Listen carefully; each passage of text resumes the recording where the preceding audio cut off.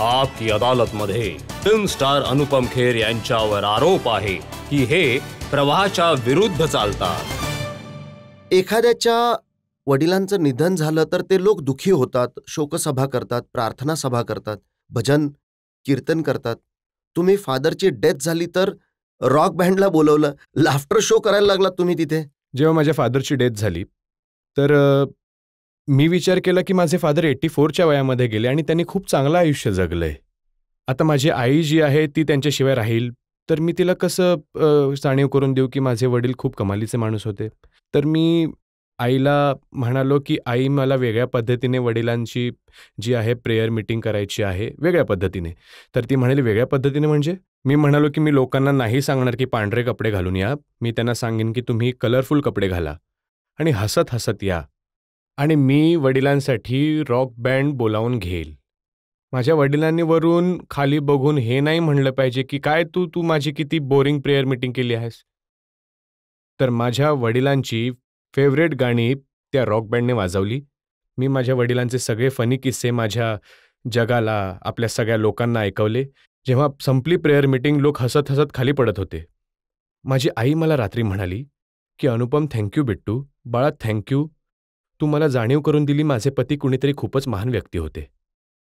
तर हे जे तुम्ही म्हणताय ना की वेगळ्या प्रकारे लीगपेक्षा वेगळं होऊन काम करता, सिनेमांमध्ये सुद्धा दिसतं ते। तुम्ही स्वतः मान्य करता की इंग्रजी बोलू शकत नाही, इंग्रजी शिकला नाहीत, परंतु तुम्ही इंग्रजी सिनेमांमध्ये काम करण्यासाठी पोहोचलात। मी हिंदी मीडियम स्कूलमधून आलो आहे, मी तुम्हाला सांगितलं। परंतु मला असं वाटलं काही वर्षांपूर्वी की लेट मी ट्राय की मी इंग्रजी सिनेमांमध्ये काम करू शकतो की नाही। त्यामुळे जेव्हा मला बेंड इट लाईक बेकहममध्ये काम मिळालं, इंग्रजी सिनेमा होता, तर मी म्हणालो ट्राय करायला काय हरकत आहे। तो सिनेमा सुपरहिट झाला। परंतु सगळ्यात डिफिकल्ट काम जे मी इंग्रजीचं केलं ते होतं न्यू ॲम्स्टरडॅमचं। तो नेटफ्लिक्सवर आहे, तो एक मेडिकल ड्रामा आहे ज्यामध्ये मी न्यूरोलॉजिस्टचा रोल करत आहे। माझ्याकडून नॉर्मल वर्ड्स बोलले जात नाहीत, मला त्यामध्ये असे मेडिकल वर्ड्स बोलायचे होते। मी सकाळी 4 वाजता उठून ते वर्ड्स पाठ करायचो। आय थिंक की unless you make your job difficult, how you will you know you are capable of doing that or not. आणि माझी ती सगळ्यात यशस्वी सिरीज ठरली आहे। इनफॅक्ट ती अमेरिकेमध्ये खूप यशस्वी ठरली।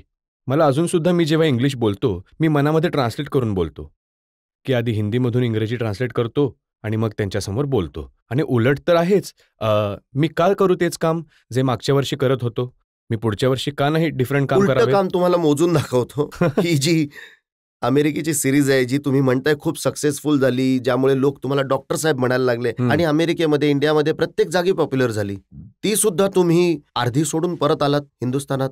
हो, त्याचे 5 सीझन होते आणि मला खूप पैसा मिळत होता। परंतु Kiran was unfortunately detected with cancer, multiple myeloma. आणि मला वाटलं की मी असं काय अमेरिकेमध्ये राहू शकतो ह्यावेळी, किरणला माझी गरज आहे।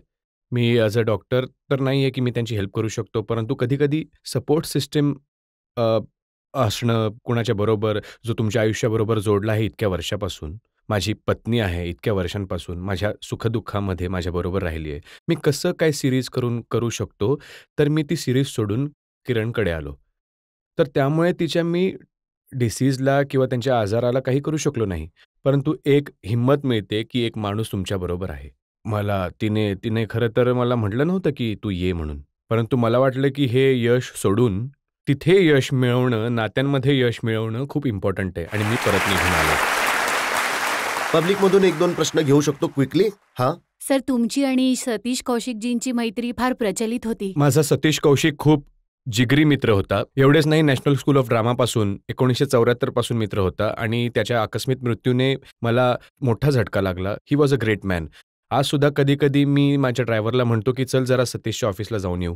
त्यांची मुलगी माझी, मी तिच्यावर खूप प्रेम करतो, वंशिकावर, आणि आय विल ऑलवेज मिस हिम। मी बघितलंय जेव्हा तुम्ही आणि सतीश कौशिक सर बसायचा तेव्हा हास्याचे कारंजेच निघायचे आणि हे अगदी ऑटोमॅटिक व्हायचं। Satish had a great sense of humour.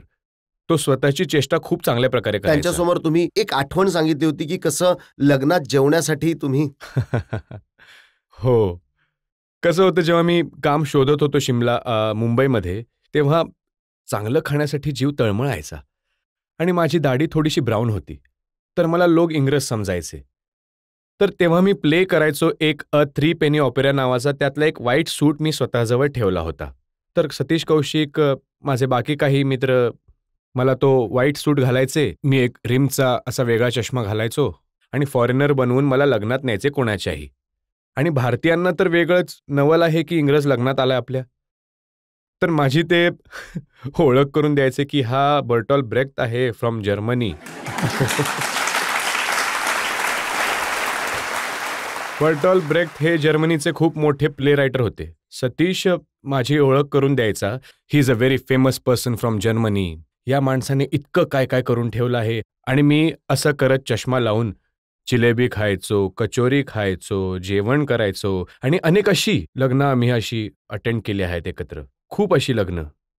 हो, तुमच्या लग्नातही फॉरेनर हवा असेल तर मी दाढी लावून येऊ शकतो.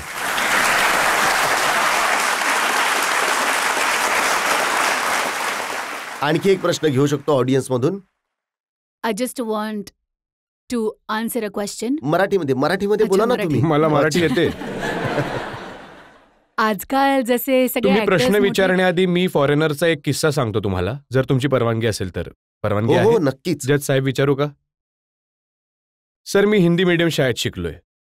हिंदी मीडियम शाळेत 2च गोष्टी होतात. एकतर इंग्रजी मीडियमच्या पोरी तुम्हाला भाव देत नाहीत,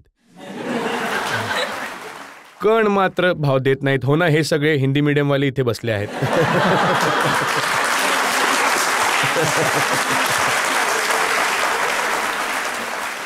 यांनी इतक्या जोरात डोकं हलवलं, मला वाटलं डोकं निघून मांडीवर पडतं की काय. नाही, कोणी पाहत नाही आम्हाला. तर आमचे प्रिन्सिपल होते सत्यप्रकाशजी. आणि मला इंग्रजी बोलायची खूप हौस होती. हे पण कारण आहे कोणीतरी माझ्याकडे बघावं म्हणून. आणि मी खूप बारीक होतो.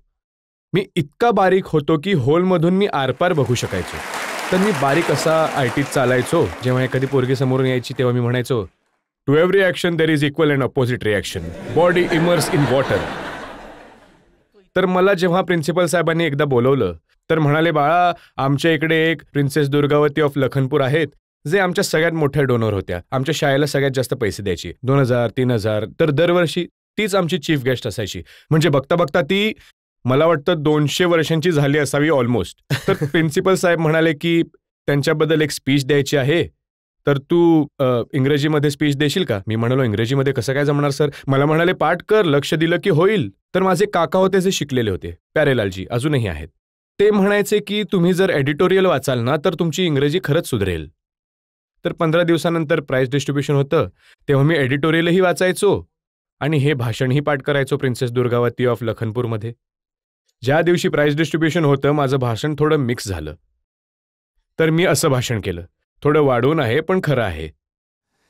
Ladies of the gentlemen, I would have to, should, could have to understood a few homogeneous words in kind condolence of Princess Durgavati of Lakhanpur. The infection of the last commission in the life founding. That is why I am looking at you.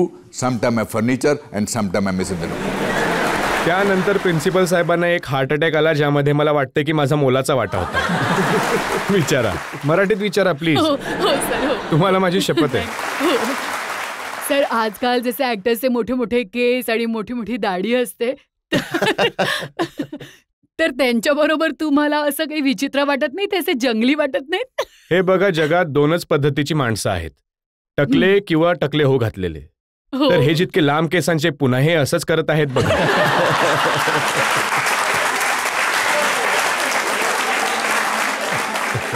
मी यांची गळाभेट घेऊन येतो.